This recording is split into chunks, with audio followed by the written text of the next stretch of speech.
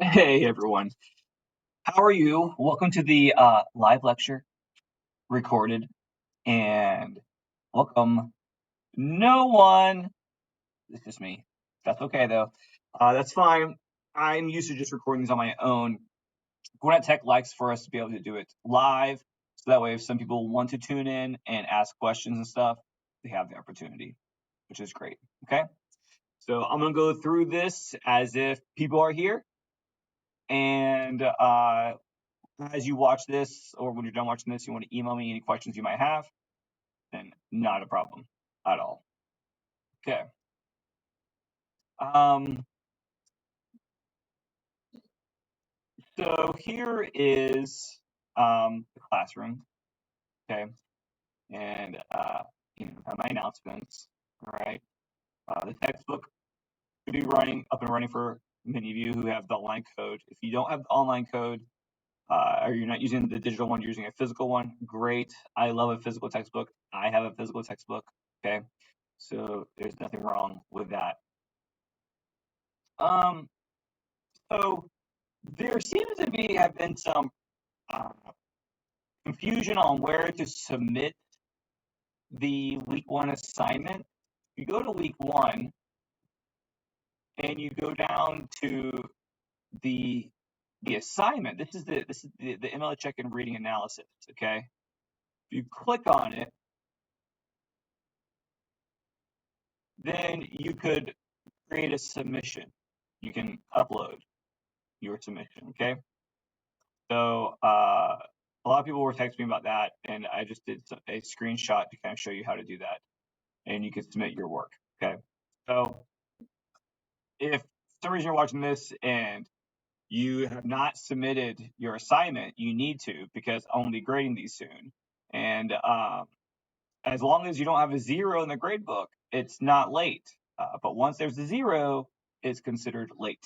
So I would go ahead and get this submitted as soon as you can. Okay. And look, again, there are three options for you to read. You only have to read two of those. Read two of the three posted. There's three here. There's everything you know about the Second Amendment is wrong. There is Entangled, and there is Forward by Abby Wambach. Three different pieces. Okay. So if you click on one and you don't like what it's talking about, then don't read it. Okay. These are just three interesting pieces for you to then try to determine which one was a argumentative, or not argumentative, which one was a exemplary, which one was a definitions, and which one was like a narrative. That's all you had to do. Okay. So if for some reason one of these rubs you the wrong way, then there's two other to pick from.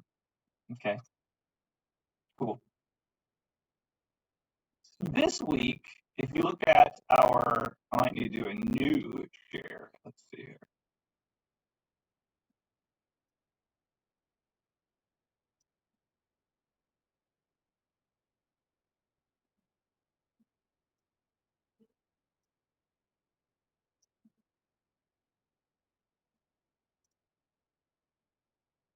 Okay. Last week we did all this. This week we are going to look at narratives, definitions, and exemplification again. We're going to look at parts of a paragraph. I think yours though actually might have said parts of an essay, which was incorrect. Parts of an essay is next week. It's parts of a paragraph, and we're going to talk about tone and audience today. You're going to read chapter 2 of your textbook if you have it. If you don't have it, you don't have it. No big deal. Okay, you can survive the class if you don't have the textbook yet. Okay, so you will read these two, which I'll go over later: the abortion chapter and Roe decision, and then you'll complete the tone and audience analysis assignment. Okay, and you need to complete the memoir form, which will be posted. This is essentially you stating which memoir you are going to read for this class. Okay.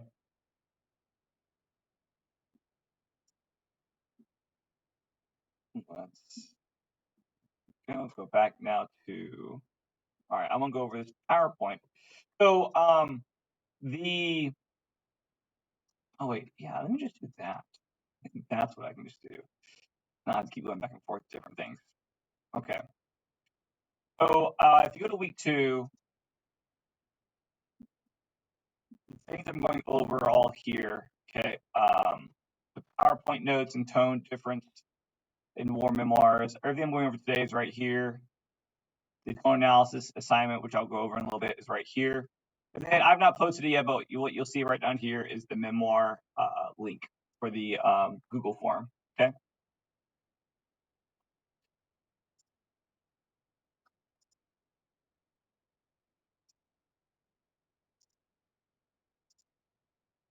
Okay. That's not the view we want.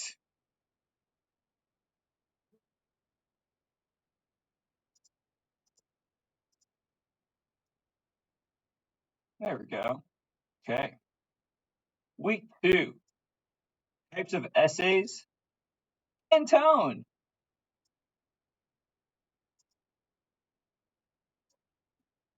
Okay.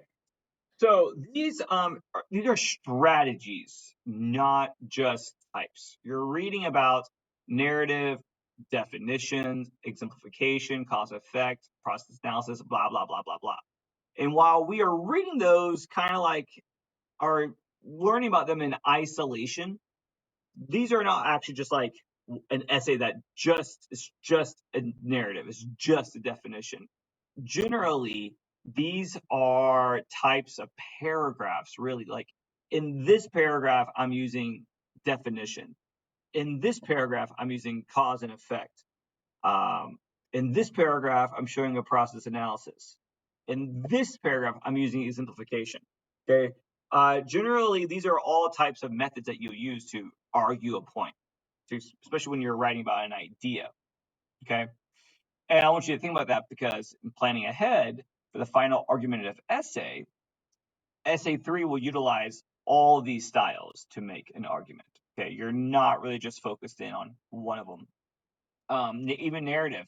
Narrative is like being a narrative in the form of a paragraph is generally using like an anecdote, like a personal anecdote, a personal little story to justify your position.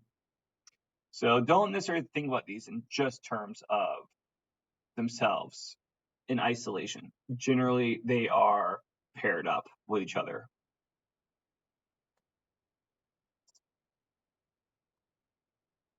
So narratives, these are probably the easiest. Okay, they use a story to make a point. A narrative is literally just a story. But it's not the same as like creative writing because we're talking about it in terms of nonfiction and rhetoric. And so a narrative isn't necessarily the same thing as like a novel. Okay, it doesn't utilize those same kind of things. It shouldn't be fictional. It should be autobiographical. It shouldn't be hypothetical. It should be something that like the speaker has experienced.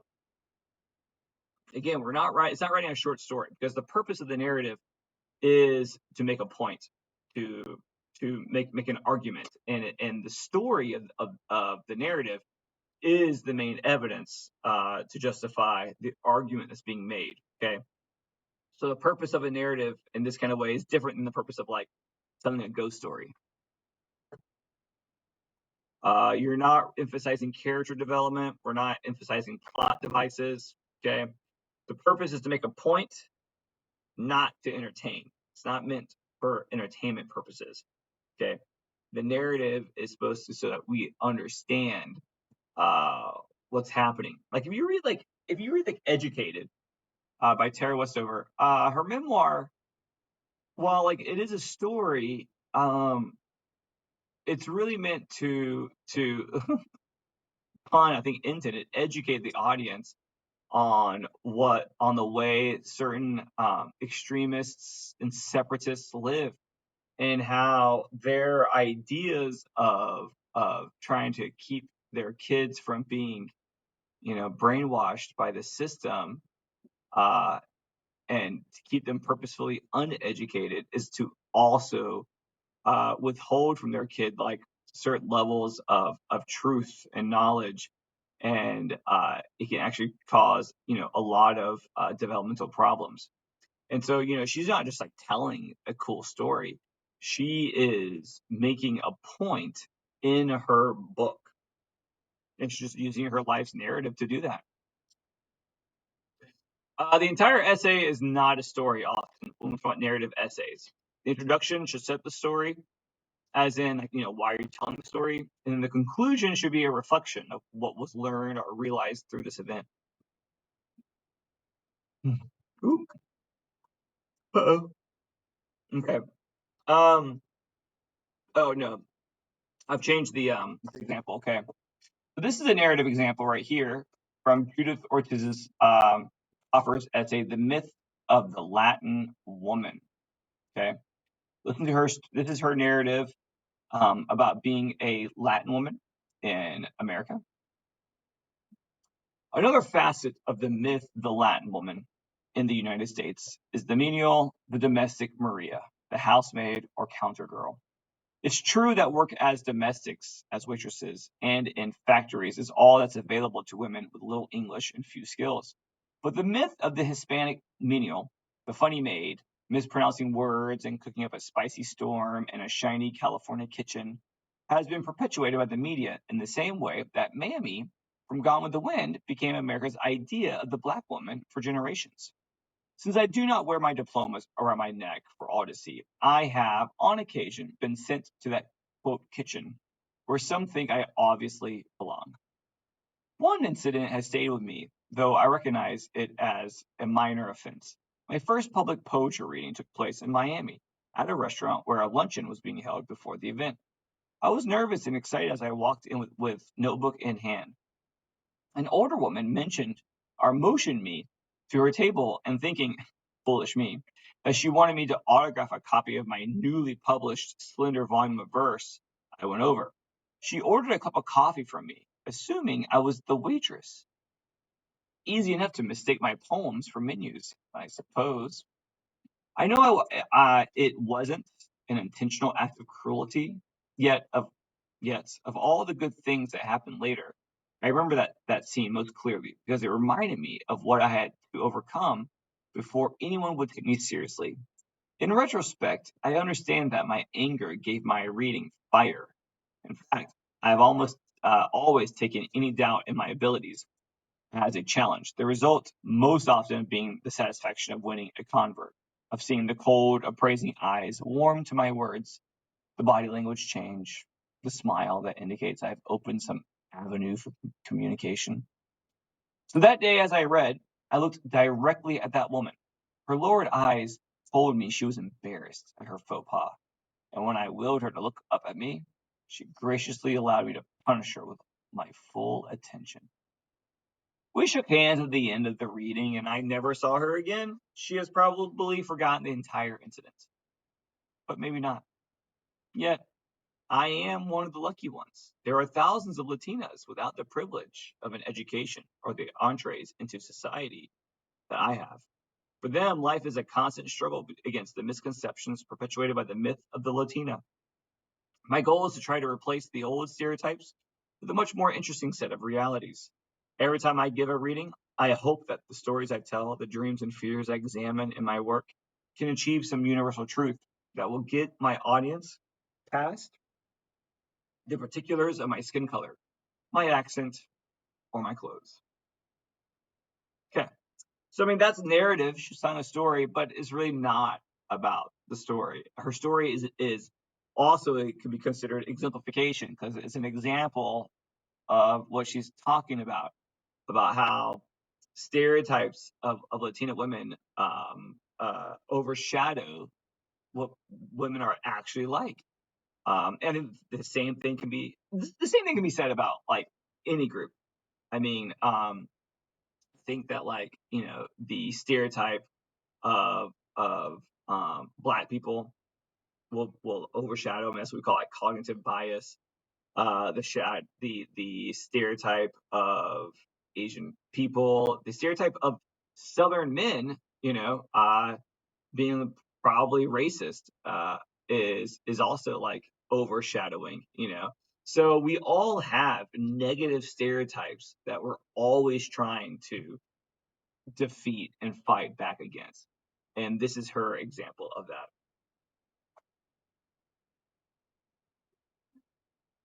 Definition. Definition is a rhetorical style that explains the meaning of a term, an idea, or concept. Definition may be used for an entire essay, but is often used as a rhetorical style within an essay that may mix other rhetorical styles. Okay, so often used to coin a new term, an evolving term, or redefine an outdated term. So, for example, systemic racism is a redundant term because racism is a system of discrimination and abuse created out of prejudice. But people only think of racism today in terms of blatant acts of racism like the KKK or Nazis. Therefore, a new term had to be used to specify what the original definition of racism actually was, a system. So there have been many books written about this, many books written explaining racism and systemic racism, and they often use the strategy of definition. Okay. Here is an example from a essay called "The Ways We Lie" by Stephanie Erickson. Here she defines the specific different types of ways that we lie and what those types of lying are called. The white lie, she says. The white lie.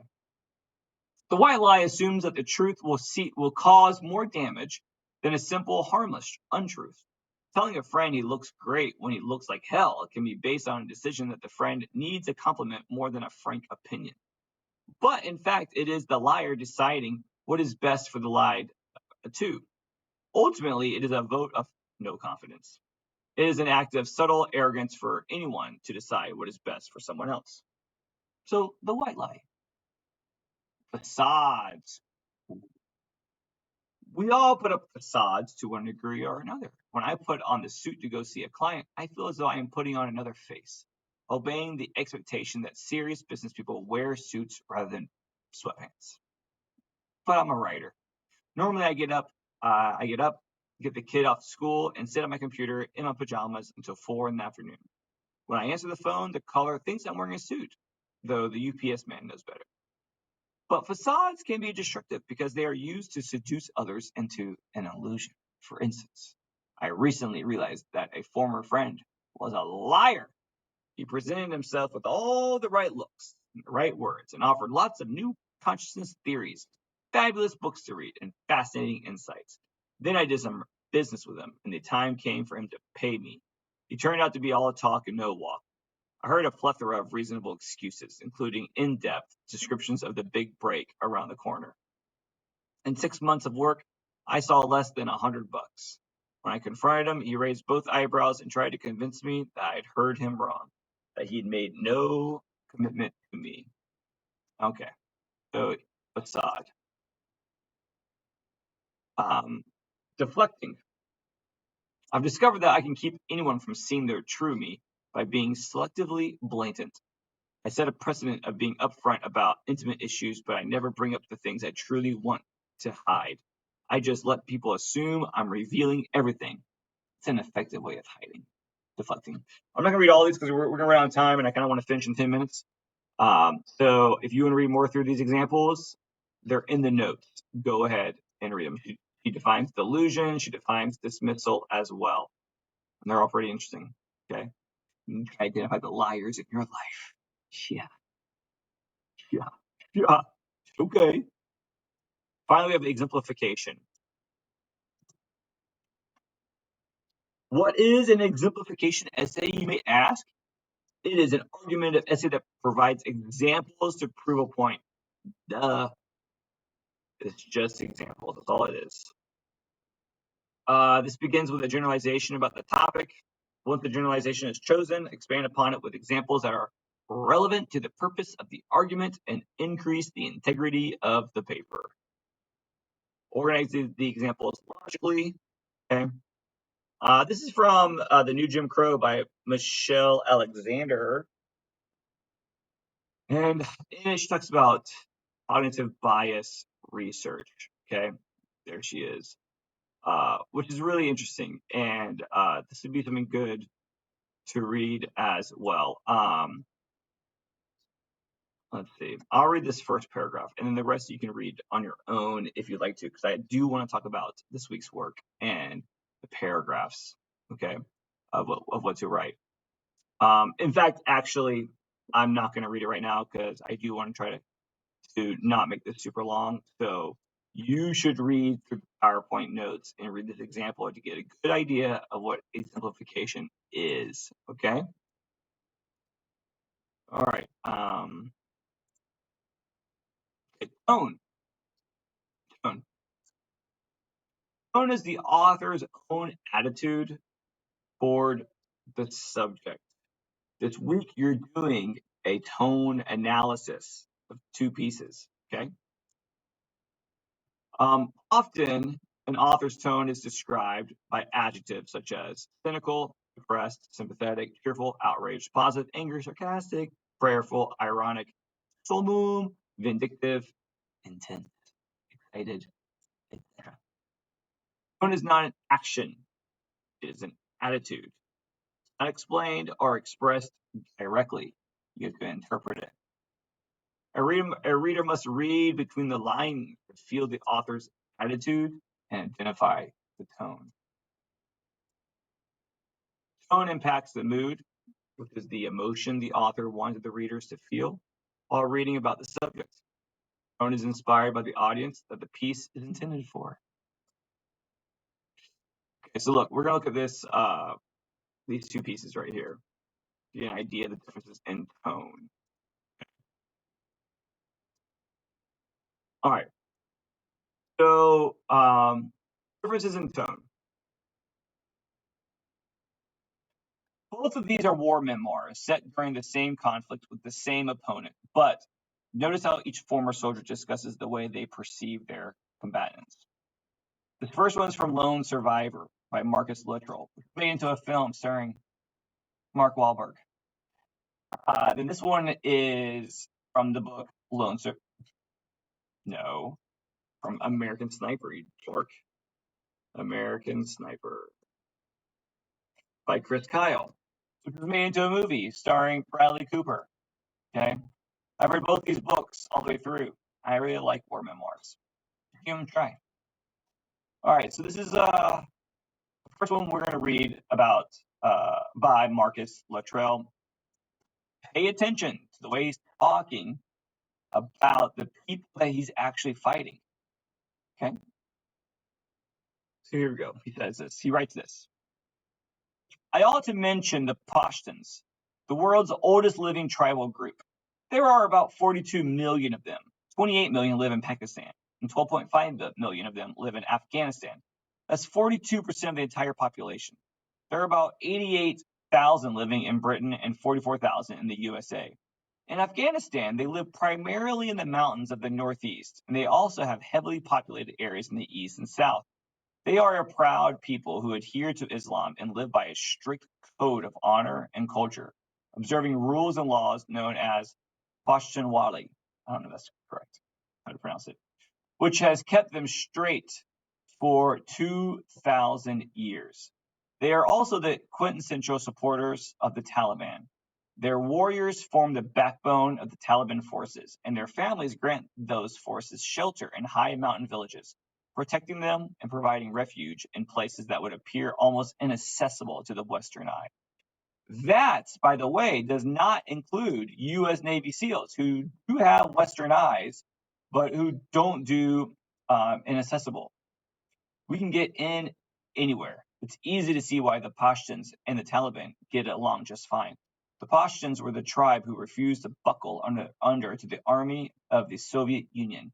They just kept fighting. In the 19th century, they fought the British to the verge of surrender and then drove them back into Pakistan. 300 years before that, they wiped out the army of Akbar the Great, the most fearsome of India's Mughal rulers. Those Pashtuns are proud of their stern military heritage, and it's worth remembering that in all the centuries of bitter, savage warfare in Balochistan, during which time they were never subdued, half the population was always Pashtun. The concept of tribal heritage is very rigid. It involves bloodlines, amazing lineages that stretch back through the centuries, generation after generation. You can't join a tribe in the way you can become an American citizen.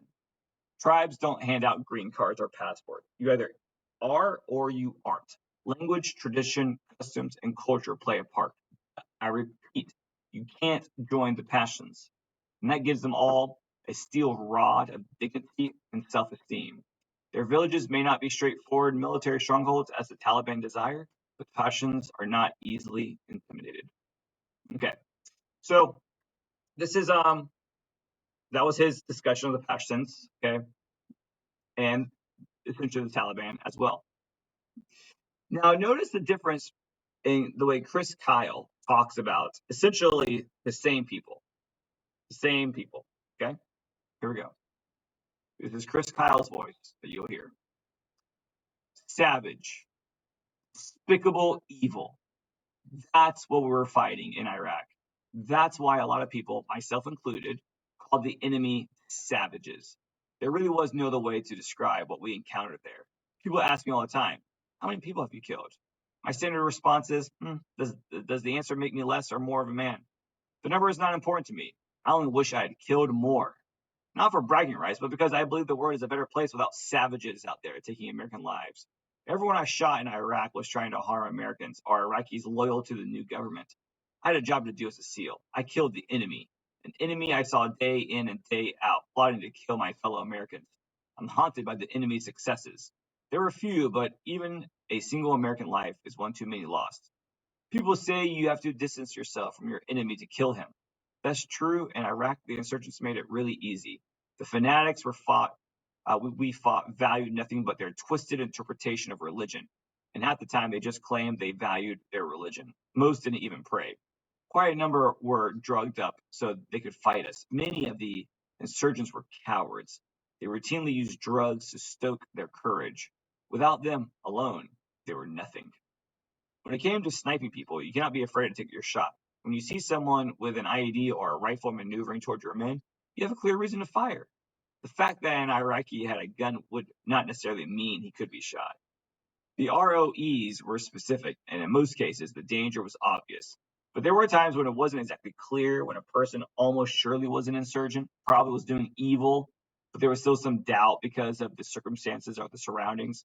The way he moved, for example, wasn't toward an area where troops were. A lot of times, a guy seemed to be acting macho for friends, completely unaware that I was watching him or that there were American troops nearby. Those shots I didn't take, you couldn't. You had to worry about your own ass. Make an unjustified shot and you could be charged with murder. I often would sit there and think, I know this motherfucker is bad.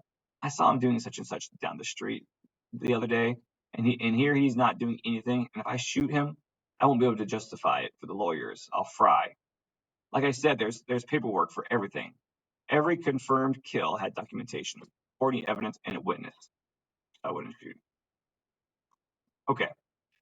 So I know that Chris Kyle is fighting in Iraq, and Marcus is fighting in Afghanistan. Okay, so this is not to say that people in the same area, in a similar region of Earth, are the same. Because I mean, I know that like Spanish people are not the same as French people.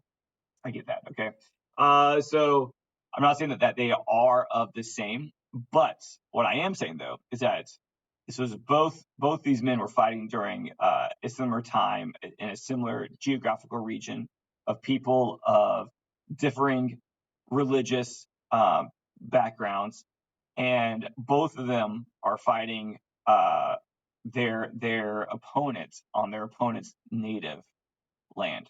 Okay, and with that in mind, you can tell very much how Marcus, even though he's fighting a people that he would probably consider his enemy because they're trying to kill him also, he still speaks with about them in a tone of respect.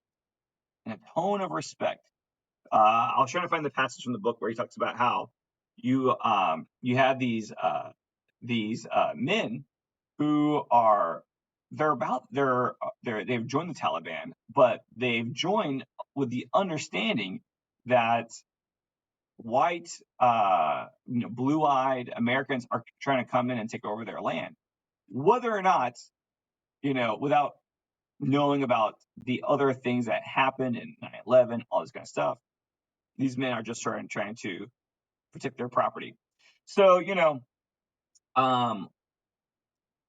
Marcus writes about how he understands where they're coming from for fighting him. Chris Kyle does not give them any type of that kind of respect or understanding. He refers to them as evil. They're just evil people. They're despicable. They're savage. He's much more brash and aggressive in his discussion of people that he is fighting in this war. These tones are very obviously different. Marcus is trying to write it from a objective perspective, giving them due respect for their history, while also supporting his own team, the Navy SEALs. And he's able to both support his team and also show respect to the people that he's fighting. While Chris Kyle he does not do that at all. He's definitely not being objective in his tone. He is you can read his attitude of disgust towards the Iraqi soldiers. So, books written about similar conflicts at a similar time period, published at a similar time, but their tones for their opponents very different. Okay. Okay. So your homework this week is you are going to read a chapter from this book, okay, called the abortion chapter, where Eli Mistel, he writes about his feelings of striking down Roe versus Wade. And then you are going to read the Roe versus Wade ruling, okay, the actual Supreme Court rationale written by Justice Alito.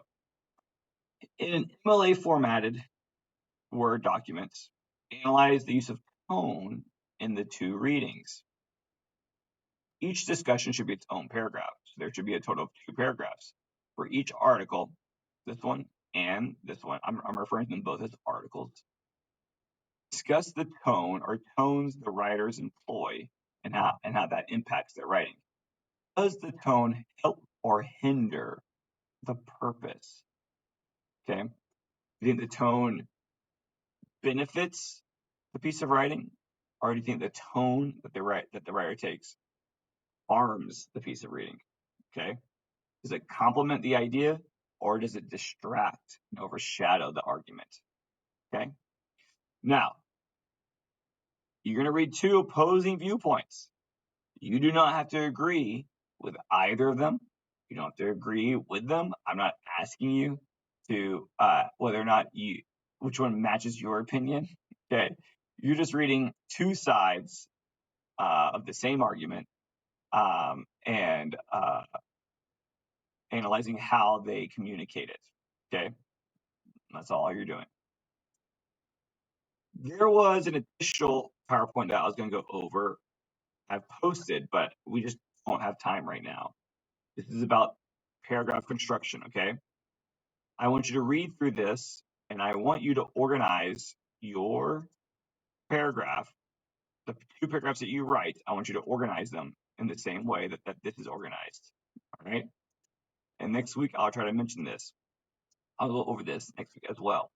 I want you to read these notes, though, and try to apply them when you're writing your paragraphs. Okay. Look, if you're on the week 2 page, right here it says paragraphs PDF. Open this up. Read these notes about how you should construct your paragraph. And so when you're completing this assignment, your paragraph should be outlined the way that I discuss it in this PDF.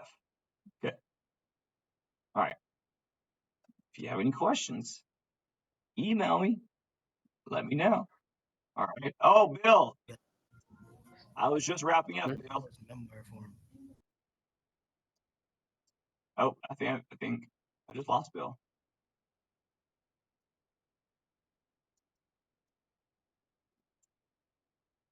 All right, y'all. So I will like I said, I wasn't trying to kick Bill out. I was just saying I'm glad you're here. All right, y'all. Take it easy.